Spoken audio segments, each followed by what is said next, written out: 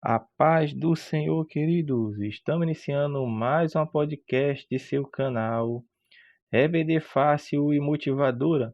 E na podcast de hoje nós estaremos falando a lição de número 5 das lições bíblicas jovens, que tem como título Prestando um culto santo a Deus. Nós estamos dando prosseguimento aos nossos estudos bíblicos deste trimestre, o qual estamos falando sobre encorajamento, instrução e conselho. Alcance uma vida cristã feliz com os ensinos de Salmos. E hoje estaremos falando a lição 5, prestando um culto santo a Deus. Texto principal, Salmo de número 24, versículo 7. Levantai, ó portas, as vossas cabeças, levantai-vos, ó entradas eternas, e entrará o Rei da Glória. Resumo da lição: a nossa vida deve estar plenamente em coerência com os valores do Deus que tributamos, reverenciamos e adoramos. Texto bíblico, Salmos 24, dos versículos 1 ao 10. Do Senhor é a terra e a sua plenitude, o mundo e aqueles que nele habitam, porque ele afundou sobre os mares e afirmou sobre os rios. Quem subirá ao monte do Senhor, ou quem estará no seu lugar santo? Aquele que é limpo de mãos e puro de coração, que não entrega a sua alma à vaidade, nem jura enganosamente. Este receberá a bênção do Senhor e a justiça do Deus da sua salvação. Esta é a geração daqueles que buscam a tua face, ó Deus de Jacó. Levantai, ó portas, as vossas cabeças, levantai-vos, ó entradas eternas, e entrará o Rei da Glória. Quem é este Rei da Glória? O Senhor forte e poderoso, o Senhor poderoso na guerra. Levantai, ó portas, as vossas cabeças, levantai-vos, ó entradas eternas, e entrará o Rei da Glória. Quem é este Rei da Glória? O Senhor dos Exércitos. Ele é o Rei da Glória. Introdução. A presente lição é um estudo a respeito do Salmo 24. Veremos o contexto em que este salmo foi produzido, sua estrutura e como ele mostra duas realidades no contexto de um culto. Deus como objeto de adoração, adoradores que tributam adoração a ele. Nesse sentido, perceberemos que o Salmo 24 tem muito a nos auxiliar na prática do culto a Deus em nossas igrejas locais. Tópico 1. O Deus Todo-Poderoso é o objeto de nossa adoração. Ponto 1. O contexto do Salmo 24. Acerca do Salmo 24, a maioria dos estudiosos remota ao contexto da chegada da Arca da Aliança à tenda preparada no Monte Sião, no período do reinado de Davi, segundo Samuel capítulo 6, dos versículos 1 a 15. É verdade também que o Salmo tem sido classificado na categoria dos messiânicos, devido à ênfase nos versículos 7 a 10. Entretanto, nosso estudo se dará na perspectiva de considerar o salmo adequado para uma ocasião litúrgica e o quanto ele nos ajuda a cultuar a Deus de maneira verdadeira. Por isso, o classificamos na categoria de salmos litúrgicos. Seu apelo litúrgico nos auxilia na prática do culto moderno. Assim, podemos estabelecer a seguinte estrutura do Salmo 24. Primeiro, a verdadeira natureza da adoração, versículos 1 a 6. A coroação do rei, versículos 7 a 10. Na primeira estrutura, a natureza da verdadeira adoração, podemos dividi-la em duas partes. A. O objeto da adoração, o Deus Criador, versículo 1 e 2. B. A vida de quem adora, versículo 3 a 6. Nesse primeiro tópico, abordaremos os versículos 1 e 2 e os versículos 7 a 10, pois dizem respeito ao objeto de devoção e adoração ao crente. Ponto 2. Deus é soberano, versículo 1 e 2. O primeiro versículo atesta que o mundo e tudo que nele habita pertence ao Senhor, versículo 1. Foi Deus mesmo quem fundou a terra sobre os mares e a estabeleceu sobre os rios, versículo 2. Esse Deus é o objeto de adoração na tenda de Israel, segundo Samuel, capítulo 6, dos versículos 12 a 15. Como estabeleceu o mundo e tudo o que nele há. Deus formou a nossa vida, nos forjou segundo a sua vontade. Nós somos criação direta do Deus Todo-Poderoso. É a Ele que devemos louvar e adorar. É a Ele que devemos prestar culto. Deus é soberano na vida do seu povo. Não somos onipotentes, onipresentes nem oniscientes. Mas Deus é. Somos limitados, mas Ele é ilimitado e infinito. Ponto 3. A coroação do rei. Versículos 7 a 10. É possível contextualizar esses versículos a um chamado ao povo diante das portas da tenda que se tornou o templo. Versículo 7. O pastor George Old, em sua obra sobre Salmos, diz que, nos versículos 3 a 6, o adorador está fora do templo, mas nos versículos 7 a 10, ele está dentro da área do templo. É o Senhor, forte, poderoso e Rei da Glória, entrando no templo. Versículo 8 a 10.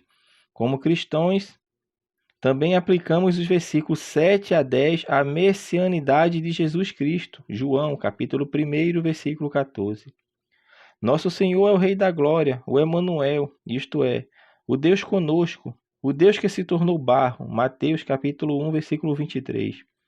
Embora tenha sido humilhado com uma morte de cruz, Deus o exaltou soberanamente, dando-lhe um nome que é sobre todo nome, para que todo joelho se dobre diante dele, e toda língua confesse que Jesus Cristo é o Senhor. Assim o Salmo 24 nos ajudará a adorar a Deus Filho Jesus Cristo. Eis o elemento cristocêntrico do culto cristão. Nele experimentamos um pouco do reino eterno de nosso Senhor, quando um dia será implantado neste mundo por Ele mesmo, e de uma vez por todas. Apocalipse, capítulo 20, versículo 2 ao versículo 7. Tópico 2. Como se apresentar diante de um Deus em santo culto. Ponto 1. Pureza de coração, versículo 3 e 4.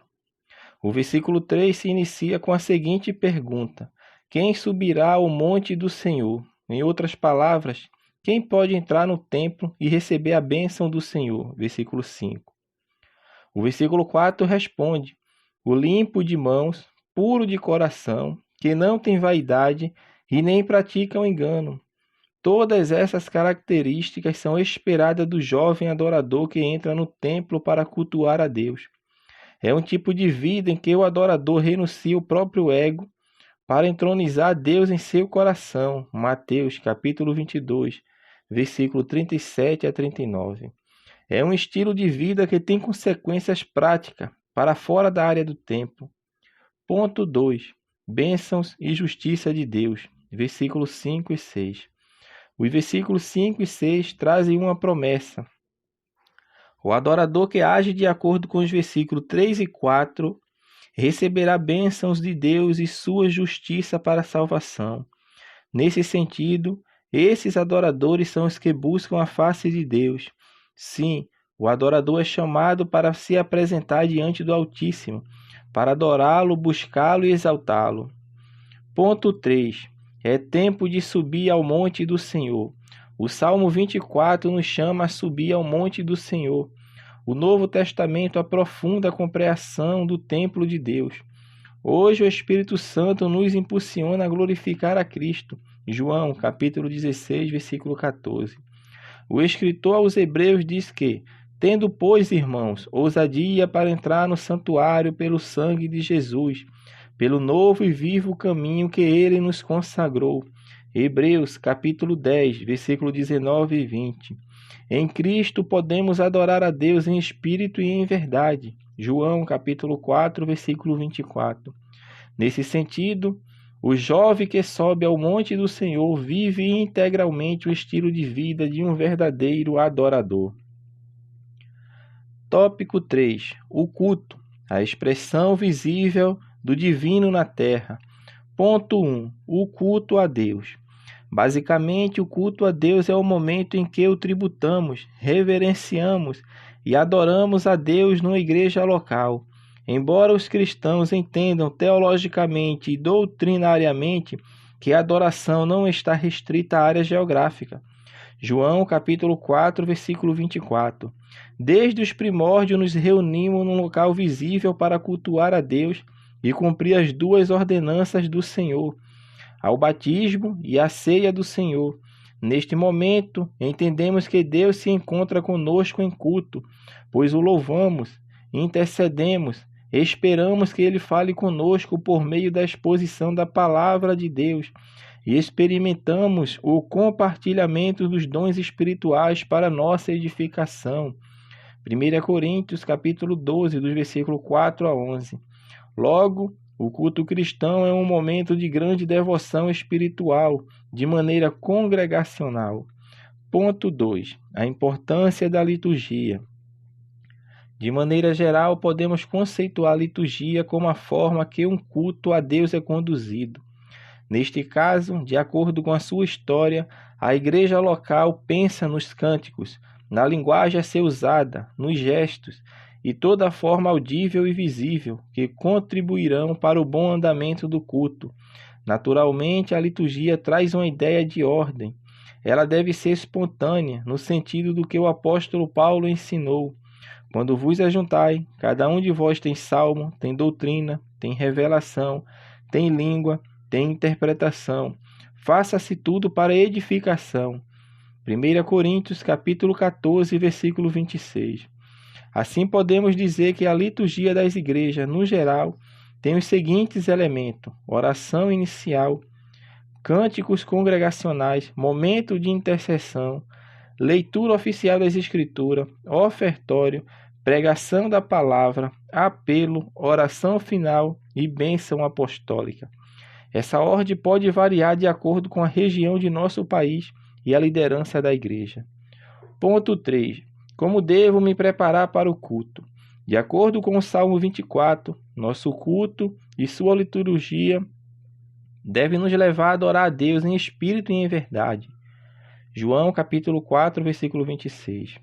Aqui, espírito e verdade tem a ver exatamente com a disposição de estar inteiro num ato de adoração, sabendo o que se está fazendo ali. Romanos capítulo 12, versículo 1. Não podemos estar presente de corpo, mas ausente de mente. O culto não acontece por causa da liturgia, mas por causa dos adoradores. Nesse sentido, toda a nossa memória, atenção, imaginação, pensamento e linguagem deve estar voltado para o que estamos fazendo, prestando santo culto a Deus. No momento do culto, estamos subindo ao monte do Senhor. Por isso, devemos ser participantes ativos do período cultico, entoar os cânticos, suplicar a Deus na oração congregacional, receber a palavra de Deus com toda reverência e quebrantamento. Salmo, capítulo 51, versículo 17. O culto pode mudar a trajetória de uma vida. Conclusão. O Salmo 24 mostrou que Deus é o objeto de nossa adoração e que nós vivemos para adorá-lo. Nesse sentido, temos um compromisso ético com Deus e com nós mesmos, que expressa a nossa vida de culto a Deus. O momento em que passamos em comunhão, adorando ao Senhor em espírito e em verdade, pode alterar por completo a trajetória de nossa vida. Portanto, cultuar a Deus com os nossos irmãos se torna o melhor ato do mundo.